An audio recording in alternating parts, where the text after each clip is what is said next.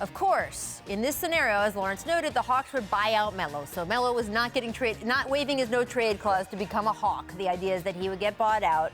But according to Mitch, getting rid of Schroder is the Hawks' #1 priority. What do you make of all that? Whatever. I mean, Carmelo doesn't want to be there. Clearly, the Hawks are the Hawks, and they just invested in Trae Young, who nobody's sure and exactly who it'll be. So they put a lot of chips behind Dennis Schroder a few years ago. Look, and that was a decision that I questioned a lot at the time, and I sit here saying I'm glad I questioned it because they gave up on Jeff Teague for a guy that I said fits the profile of career backup. But they said, no, he's going to be our point guard of the future, and really he's just been. Not. He looks like off-court issues, obviously. But I think basketball-wise, he's not that good. Right. He's not as good as Jeff Teague ever was, right? And so, but you're locked into this number with him. So you move him, you get rid of him for a guy that has a contract that ends this year, and you're going to buy out, whatever. Right. On the Oklahoma City side, the deal I think they talked about would be Muscala and Schroder. Sure. That's about a $7 or $8 million difference between Melo going out and the money coming in. So that saves them a lot in luxury tax. Well, right, because that 7 or 8 multiplies. Multiplies. Absolutely, exactly. right. Some more rumors in the National Basketball Association. There is some hearsay, some buzz about Carmelo Anthony, who is still on the Thunder. But the latest is this, that the Hawks could potentially trade Dennis Schroder and Muscala potentially to get Carmelo Anthony in, then they would then buy him out, freeing Carmelo Anthony to sign somewhere else. Could you see this happening in real life? I think so. I mean, this is the part of the process we all kind of forgot with Carmelo, is that it was likely going to have to involve a buyout with somebody in all this. And so Atlanta seems to make sense. This is still a team that's trying to figure out exactly what their plan is going forward. And Carmelo, the ultimate goal is to get to this free agent period where we can finally get from this to the decision of whether he ends up in Houston or Los Angeles or, God forbid, Miami, something like that. It's interesting because, you look at how much he's being paid, about $28 million, and no team is looking at Carmelo Anthony saying, I want to spend $28 million on this player. But if you're the Thunder, you get something back. You get Dennis Schroder, who's, been good in stretches in his career. And you're the Hawks, you do your little salary cap dance and clear that up. And then another team can sign Carmelo Anthony for basically the minimum. This could be a win-win-win for everybody. I'd be interesting to see if maybe not this, but something like this happens where Carmelo ends up getting his money, but also not being a big salary cap hit for the next team that he plays for. We'll keep an eye on that. The Oklahoma City Thunder have agreed to trade Carmelo Anthony to Atlanta for Dennis Schroder. But Carmelo will never play for the Hawks. They will release him and give him the opportunity to go where he wants. At the moment, the front runner is Houston. Frank, what do you make of all this? Well, I'm so glad we can get your guy Carmelo into the show. This Carmelo was going to be moved at some point. Oklahoma City had made that clear. They were either going to try to trade him or just release him, the stretch provision or something like that. Also, but the money goes to him. It's like $28 million, right? He gets all the money. He opted into his contract. Right.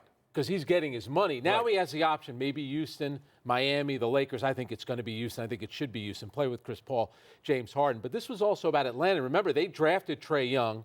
They traded for Jeremy Lin. They wanted to get off of Dennis Schroder's money. He didn't really fit in there, so now he's off. That's what I would ask you. I mean, I look at this. They take Carmelo, who they don't want, and they get rid of a player who I thought for the last 2 or 3 years scored a lot of points for him. I'm wondering what they get out of this. Is just to they hate him so much that they want to dump him? Absolutely. It's about dumping his money. You saw the handwriting on the wall once they made the draft day trade to get Trae Young, and then they bring in Jeremy Lin, like I just said. But for Carmelo, this is big because Carmelo, he knew that he wasn't going to play for Oklahoma City. And now he wants to go to a contender, and we'll see what happens. So let me ask you about this, because I've been on his case for a long period of time. A little bit. No, and I understand And he knows that. And he was a great player, and I don't know if he can still be a great player, and that's what I'm going to ask. If I'm not mistaken, he came into the league with Dwayne Wade and came into the league with LeBron James. Yeah. One of those guys is pretty much done, and one is the greatest player in basketball. What does Carmelo have left, and what a change of scenery, because we saw it in Oklahoma City, didn't seem to help him. Yeah, Carmelo's not going to like this, but Carmelo should be a sixth man. Now, the problem in Houston is, remember, he said he wouldn't do that. And I know, and Trevor Ariza is off the team. He signed with Phoenix, and Trevor Ariza is a two-way player. Carmelo at this stage, if he was coming off the bench, and if he's going well, you play him maybe 25 minutes. If he's not going well, you take him out. He's a sixth man. Can his ego, a guy who won the national championship at Syracuse, a great player, an all-star many times, can he take that? His ego take that? I don't think so. Woj, the Thunder get their luxury tax relief, and they get a pretty good player in Dennis Schroder. How happy are they to get him? Thrilled, because they had thought they might have to do the waive and stretch provision on Anthony. That would have saved them over $100 million. But instead, they saved $75 million on this deal and get a player in Dennis Schroder, who is a high-quality starting-level NBA point guard to play alongside Russell Westbrook. He can play behind Westbrook. And they want to get faster, more athletic, and they wanted another playmaker with Westbrook, and they get that with Schroder, who talked with Coach Billy Donovan and GM Sam Presti about his role there. They're all excited to start a partnership. Yeah, high energy, high intensity. Not a great shooter, but certainly 7 assists a game. He's been good. He'll be really good, perhaps, on a team like the Thunder. Well, what about Carmelo Anthony? What's next? Is Houston the final destination for him? They're a strong front runner right now, Booch, and he met with both Houston and Miami in Las Vegas last week, had permission from the Thunder to do that. Those are the only two teams he's considering. His relationship with Chris Paul is a big factor in this decision. The Rockets are in great position to get a commitment from him. They've lost Trevor Ariza in this offseason, Luke Mabute, two important forwards. They really need Carmelo Anthony. There's a great opportunity for him to go there if he's accepting of a role and impact that team. I went through the same transition as I got older. I was never the player that you were or that he was, but do you think he can handle that? That's the real question. It's not a matter of what's best for him. Do you think he can? And again, we can't speak on him, but the conversation with Houston, a lot of it is like, I've never come off the bench. Is there a starting role for me? Do you think that he'll be able to handle that? And if so, what does that do for Houston? Because they lost Trevor Ariza. They lost Luke Mabute. What does that do? Does that help them? Does that push them over the top of or keep them in that 1-2 spot with them and the Warriors? Well, I thought losing Trevor Ariza was a really big deal. I think Trevor Ariza is one of the most underrated players in the NBA. And listen, if he does not accept his role coming off the bench, I really think they will not make the Rockets better. So that's your question. Listen, I don't know what Carmelo's ego is. I don't know what his ego is at this stage of his career, but he's not. Listen, nobody's the same guy we were 5, 7, 10 years ago. And if he doesn't accept the role coming off the bench, Houston would not be a good fit for him.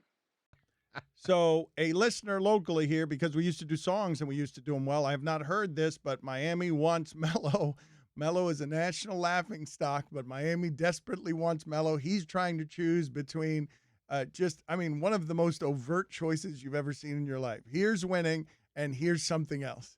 Here's, I don't, like, which do you want, Melo? And he's like, I don't know. It's a hard choice. The something else is 30 a game on 90 shots.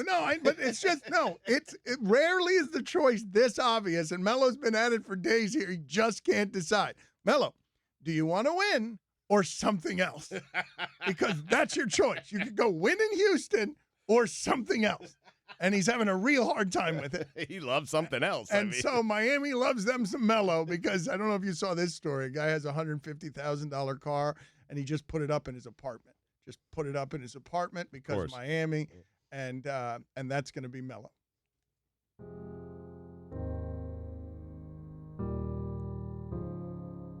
Melo, it's the heat. We were wondering if after all these years you'd like to meet, to go over a couple of things. You'll get to take a million shots, but you're not gonna win a ring. Melo, can you hear me? Our fans are disillusioned 'cause of who you used to be when you were younger, before MSG. They've forgotten that you score a bunch, but don't play any D. Melo. Good. We can't get enough of that. On the move again from OKC to Atlanta and beyond. Golic Jr., where do you think his stock is right now? Melo's stock's about as low as we've seen it in a while, right? This is a guy where the public perception of him seems to have been going to this place for a while, and you wonder if it ever catches up to his own perception long enough to do anything of value, because right now you've heard Brian Windhorst say over and over again, at this point, he looks like a backup caliber player. He looks like a guy that's going to have to fill a role for you at this point, and I completely agree. We haven't seen anything from Melo and his style, the way he's been for so long, a ball-dominant scorer that now has diminished skills, and you wonder if he can fit into anything of value in point. That's the concern for me in this, is can he fit in anywhere and create value given his current self-perception, and that's the one thing that's a mystery. Especially given the fact that, and I agree with you, I think his stock's incredibly low, especially given the fact that what have we seen from Oklahoma City? Fact is, we can talk about the luxury tax savings all day long, but this is a team that is willing to spend $300 million on payroll to be okay. I mean, their ownership has come out and said, yes, we're okay being okay. We just don't want to be irrelevant. So even in a world where they're not looking to win a championship, frankly, they're just looking to be a relevant basketball team. They don't think Carmelo is worth the money just to be relevant. That says something, because you have to believe in today's culture, if they thought that Carmelo could help them in any way, shape, or form, even in a fluke year, somehow win a title, they hold on to him. They're letting him go. I mean, come on. It's $100 million in savings. And $100 million. And when I directly asked Bobby Marks if the front office of that organization was comfortable spending $300 million to be a third or fourth place team in the West, the answer unequivocally from people he talked to was yes. Okay, but what I think the sin that you're committing, Fitz, is that you're saying if you're not worth $100 million extra on my salary cap, then you're worth nothing. That's not an all or nothing proposal. Everybody has a value. Here's the thing. We should take a moment to eulogize the career of Carmelo Anthony. At least as no. And listen, this because we're all crying a tear for Carmelo. It's been who went home with $28 million not to play. Right. That's a good place to get in life. But look, man, you want to talk about stock dropping? It was a year ago. Remember, a year ago. Who, me? Hey, Pete, they got to say I come off the bench. You remember that? That was a year ago. Laughing off the idea of coming off the bench for the Thunder. A year later, $28 million to go away. So, yeah, the stock has dropped, you're both right, to an incredibly low price. But here's the deal. The stock has dropped to me so far that I'm interested in buying. So, one of my favorite guys that I've followed and tried to read and pay attention to is Warren Buffett. Warren Buffett's a billionaire, one of the richest men in America. But he didn't get to where he was just by saying, hey, do I like this stock? Do I dislike this stock? Do I like this company? Do I dislike this company? It's do I like it at this price? Everything was about evaluation. I don't want to just get into Microsoft because it's on the up. What's the price? Am I overpaying for where it goes? Carmelo has always been an overpriced stock. Every step of the way, he cost more than the value he brought to a team. So, you know, to the Oklahoma City Thunder, is it worth the $100 million to get a guy who ultimately is worth about 11 points in the playoffs and got 3 minutes in the fourth quarter? No. But for, I don't know, the Houston Rockets or the Los Angeles Lakers or whoever else may be out there, Carmelo can now be bought, I assume, at a pretty low price. His stock valuation has gotten so low, both popularly and within the NBA. And yes, you can talk about he plays bad defense and he's ball dominant and he shoots mid-range jumpers and his game doesn't fit with the modern NBA.